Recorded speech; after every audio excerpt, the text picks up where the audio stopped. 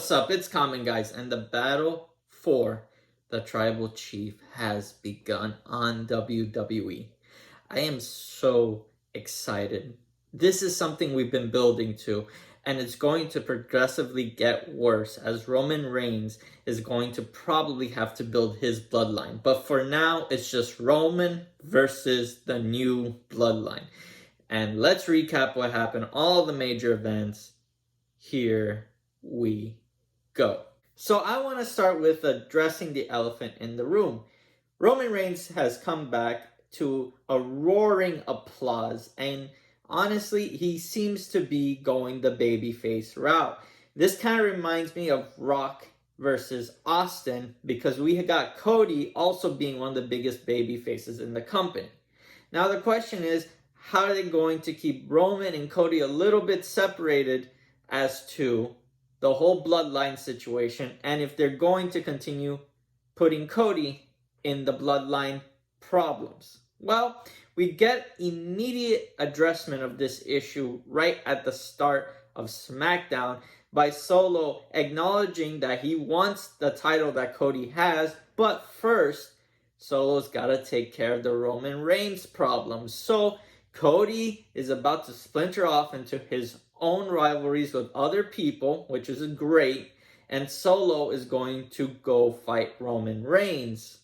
This is great because it allows for these two men to be in two different orbits without overshadowing one another. The direction they're taking Roman Reigns is that he's going to confront the bloodline, and he's going to be extremely savage about it. And when I mean savage, he's going to brutally attack them, spearing members of the bloodline through the guardrails, delivering chair shot after chair shot. Let's talk about Cody Rhodes. Cody Rhodes is setting his sights on a new opponent, which I'm really happy to announce. He wants Kevin Owens. Kevin Owens originally refuses to be his opponent because he hasn't had the best win record, but Cody convinces him because what Nick Aldis tells Kevin Owens is that if he passes up this opportunity, the opportunity is going to go to Roman Reigns.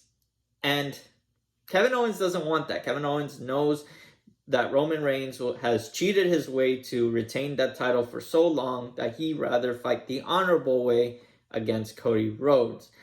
But as everybody knows, Randy Orton had been eyeing that title. So the question is, what's going on with Randy Orton? Well, we have to go to Raw because somebody made good on their promise. Randy has set his eyes on Gunther because if you go back to the King of the Ring tournament, you remember that Gunther never actually pinned Randy. He had his shoulders up. So now that Gunther has won the title, Randy wants his rematch, and Gunther has accepted.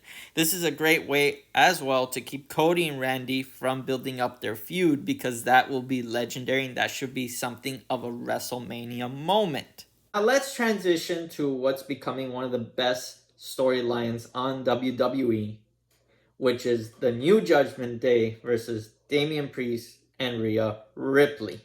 Priest starts off by questioning why Finn did what he did, and he's going to cause a lot of havoc to Finn Balor for costing him the title. But Finn Balor has a perfect response. Finn Balor tells Damian Priest why he did it. And you have to go back all the way to the beginning and the formation of the Judgment Day, which stated in their manifesto of sorts that they had no leaders. And the no leaders aspect is important because both Rhea Ripley and Damian Priest, due to their popularity and due to their in-ring presence, had become the pseudo leader of the Judgment Day, and Priest had been bossing Finn Balor around. And it's because of this that Finn Balor finally snapped and did what he had to do to get the Judgment Day back on track to what their original ideal was. So later on the show, Damian Priest fights JD McDonough. But of course, as you know, the Judgment Day interfere, causing a massive fight between all members while Damian Priest is alone in the ring getting beaten up. Damian Priest on his own works through the Judgment Day members, but Liv Morgan ends up saving Finn Balor from Damian Priest. Dominic comes in and hurts Damian Priest and starts beating him up when Rhea Ripley, Mommy's music hits. Rhea Ripley gets her hands on Liv Morgan, but Dominic makes a save, saving his new mommy. Damian Priest is still fighting JD McDonough. Rhea Ripley headbutts JD McDonough. Damian Priest finishes JD McDonough off, and they both embrace each other. Now, what I really am looking forward to is the formation of a potential new Judgment Day, because backstage we have Sami Zayn and Jey Uso talking about trying to win the tag team titles. The tag team titles belong to Finn Balor and JD McDonough. I think we can see Rhea Ripley and Jey Uso kind of liking each other in the storyline.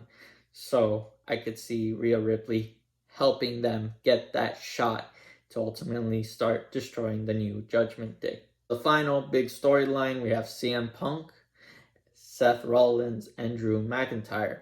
So CM Punk comes to the ring, happy as can be, because he's ready to turn a new page and kind of move on from Drew, and that's where we hit the music. Seth frickin' Rollins comes out. Seth and CM Punk get that stare down and are ready to fight. Remember, CM Punk delivered a go to sleep on Seth. Seth wants his revenge. Both men are just circling around each other at this point.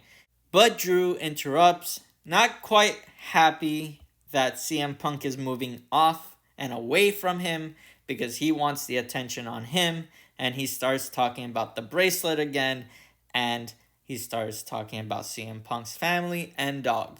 You could just see that CM Punk was torn. He wants to fight Seth. That's truly what he wants. But he has to take care of the Drew McIntyre problem first, so he runs off into the crowd to beat up Drew. Drew runs away, leaving Seth alone in the ring. Now we find out in real life Seth is dealing with some injuries, so he wants to take some time off. That's when Bronson Reed comes out, beats up Seth, kind of writing him off from any storyline. Eventually, Seth will be back. It's not a serious injury from what I understand. So, whenever we get to Seth versus CM Punk, it's going to be great. But I'm happy that they're continuing with the Drew McIntyre story. Now, to kind of finish off the rest of the storylines, we do have Chad Gable. He did fight the Wyatt Six with Uncle Howdy kind of laughing in the background. It was an okay match, in my opinion. I'm kind of feeling that Chad Gable at this point is going to continue to lose to the Wyatt Six, but ultimately where Chad Gable needs to end up is versus the Alpha Academy, so I'm kind of hoping that this storyline wraps up a little bit and the Wyatt Six picks another victim. I really want to see where Chad Gable and the Creed brothers are going to go off on the Alpha Academy. I think it's going to be a great rivalry. As for LA Knight, he is the new champion. Santos Escobar is going to be his first opponent. Let me know in the comments down below what your favorite segment was. With that being said, please like, share, and subscribe. And as always, see you on the next one.